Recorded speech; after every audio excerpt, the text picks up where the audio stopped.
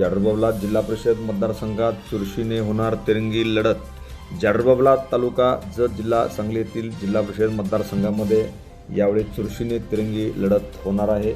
यावेळी राष्ट्रवादी काँग्रेस आघाडीच्या वतीने सौ सावित्री तमनगौडा रवी पाटील यांनी उमेदवारी दाखल केली असून भाजपच्या वतीने सौ भाग्यश्री संजय कुमार तेली यांनी उमेदवारी दाखल केलेली आहे।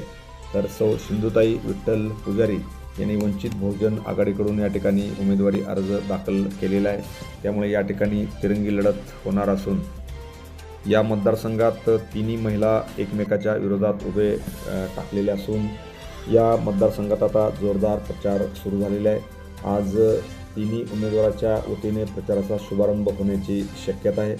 जाडरबाबलात जिल्हा परिषद मतदारसंघामध्ये जाडरबाबलात, सोन्याळ, उटगी, माडग्याळ, कुळाळवाडी, होसपेट, राजबोची वाडी, गिड्डापूर असे गावे असून या मतदारसंघातून आता कोण बाजी मारणार याकडे संपूर्ण तालुक्याचे लक्ष लागून राहिले आहे। Press the bell icon on the YouTube app and never miss another update.